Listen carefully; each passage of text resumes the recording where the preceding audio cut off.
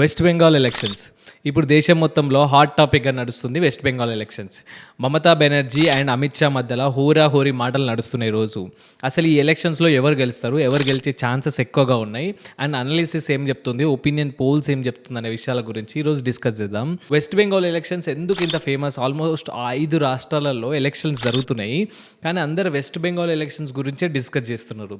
ఎందుకంటే వెస్ట్ బెంగాల్ అనేది ఒక sensitive state and west Bengal అనేది ఒక ఇంపార్టెంట్ స్టేట్ అనమాట. అండ్ మమతా బెనర్జీ ఇక్కడ 15 సంవత్సరాల నుంచి అధికారంలో ఉంది అండ్ బీజేపీ 15 సంవత్సరాల నుంచి ట్రై చేస్తుంది, ఆల్మోస్ట్ దగ్గరకు వచ్చి ఓడిపోతుంది. సో ఈసారి బీజేపీ ఎట్లయినా అధికారం దక్కించుకొని వెస్ట్ బెంగాల్లో పాగా వేయాలని అనుకుంటుంది. సో దీంట్లో బీజేపీ గెలుస్తుందా అంటే, బీజేపీ గెలవడానికి ఉన్న కొన్ని ఛాన్సెస్ గురించి ఈరోజు డిస్కస్ చేస్తా. సో ఫస్ట్ వచ్చేసి వెస్ట్ బెంగాల్ ఎలక్షన్స్లో మెయిన్ పాత్ర పోషిస్తుంది ఏంటిదంటే ఆర్కే గర్ మెడికల్ కాలేజ్లో జరిగిన rape and murder case. So ఈ కేసులో ఏం జరిగిందంటే ఒక ట్రైనీ డాక్టర్ని రేప్ చేసి మర్డర్ చేశారు.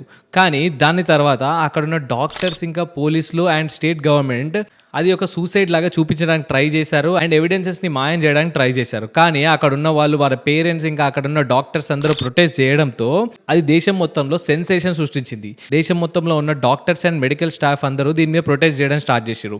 సో దాని తర్వాత వెస్ట్ బెంగాల్ హైకోర్టు దీన్ని సిబిఐకి అప్పగించింది. సిబిఐ ఇన్వెస్టిగేషన్ చేసిన తర్వాత దాంట్లో తేలిందంటే అది ఒక rape and murdered case. So దీని తర్వాత మమతా బెనర్జీకి చాలా బ్యాక్ స్లాష్ వచ్చింది అండ్ మమతా బెనర్జీ పైన, వాళ్ళ గవర్నమెంట్ పైన వ్యతిరేకత పెరిగింది. సో దీంట్లో బీజేపీ ఒక స్ట్రాటజీ ఏం యూజ్ చేసిందంటే ఆ అమ్మాయి ఎవరైతే చనిపోయారో సో ఆ అమ్మాయి వాళ్ళ అమ్మకు ఈసారి ఎమ్మెల్యే టికెట్ ఇచ్చి మమతా బెనర్జీకి అగెన్స్ట్గా నిలబెట్టారు. సో దీనివల్ల ఈ women and youth vote share ఏదైతే ఉందో అది బీజేపీ వైపు మళ్ళీ అవకాశం ఉందని చాలామంది చెప్తున్నారు.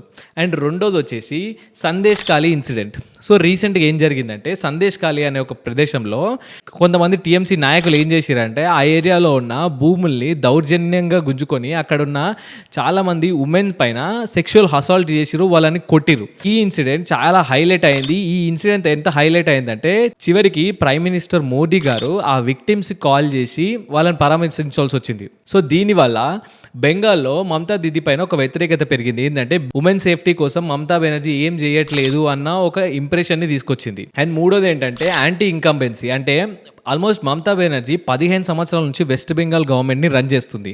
సో దీంట్లో ల్యాండ్ స్కామ్స్ జరిగినాయి, రేషన్ కార్డ్ స్కామ్ జరిగినాయి, గోన్ సంచుల స్కామ్ జరిగింది, ఇట్లా అనేకమైన స్కామ్లు జరిగినాయి. అండ్ ప్రజలు కూడా ప్రభుత్వ మార్పును కోరుకుంటున్నారు. 15 సంవత్సరాలు అవుతుంది కాబట్టి ప్రజలు ప్రభుత్వాన్ని చేంజ్ చేసి ఒక మార్పును చూడాలనుకుంటున్నారు. సేమ్ మన తెలంగాణలో అదే జరిగింది. 10 సంవత్సరాల నుంచి టీఆర్ఎస్ ప్రభుత్వం ఇంకా కేసీఆర్ ప్రభుత్వం అనేక పథకాలు తీసుకొచ్చింది. లైక్ రైతు బంధు కావచ్చు, దళిత బంధు కావచ్చు, పెన్షన్స్ కావచ్చు, డ్యాములు కట్టడం, ప్రాజెక్టులు కట్టడం, ఇట్లా అనేక పనులు చేసినప్పటికీ 10 సంవత్సరాల తర్వాత యాంటీ ఇన్కంబెన్సీ అనేది పక్కా క్రియేట్ అవుతుంది. సో దానివల్ల అధికార మార్పిడి అనేది జరుగుతుంది. సో ఇప్పుడు వెస్ట్ బెంగాల్లో కూడా అధికార మార్పిడి జరిగే అవకాశం ఉంది. So last 3 elections like Lok Sabha election and last 2 assembly elections తీసుకుంటే బీజేపీకి ఇంకా టీఎంసీకి పెద్ద ఓట్ షేర్ డిఫరెన్స్ ఏం లేదు, ఓన్లీ 10% ఓట్ షేర్ డిఫరెన్స్ మాత్రమే ఉంది. సో ఇప్పుడు ఈ ఇన్సిడెంట్స్ వల్ల బీజేపీకి గనక ఒక 5% ఓట్ షేర్ వచ్చినా so it will bring major difference in their vote share and seats. So దానివల్ల బీజేపీ అధికారంలోకి వచ్చే అవకాశం ఉందని చాలామంది ఎక్స్పర్ట్స్ చెప్తున్నారు. అండ్ రీసెంట్గా కూడా ఎలక్షన్ కమిషన్ ఎస్ఐఆర్ చేసి 90 లక్షల ఇల్లీగల్ ఓట్స్ లైక్ బంగ్లాదేశ్ నుంచి వచ్చిన వాళ్ళు, బర్మా నుంచి వచ్చిన వాళ్ళకు ఓట్స్ ఎవరికైతే ఇచ్చారో ఎస్ఐఆర్ చేసి ఆల్మోస్ట్ 90 లక్షల ఓట్లు తీసేసింది. 90 లక్షలు అంటే it's not a normal number. So అది ఈ రోజు ఎలక్షన్లో డిసైడ్ చేసే అవకాశం అయితే ఉంది. సో ఈ విధంగా అయితే వెస్ట్ బెంగాల్ ఎలక్షన్స్ రచ్చ నడుస్తున్నాయి. అండ్ ఎవరు గెలుస్తారు అనేది మాత్రం టైట్ ఫైటే ఉంటుంది. లెట్స్ సీ, మీరేమనుకుంటున్నారో ఒకసారి కామెంట్ చేయండి. అండ్ ఇలాంటి మంచి వీడియోలు మీ ముందుకు తీసుకురావడానికి ట్రై చేస్తుంటా. మన ఛానల్ సబ్స్క్రైబ్ చేసుకొని వీడియోని లైక్ చేయండి. Thank you.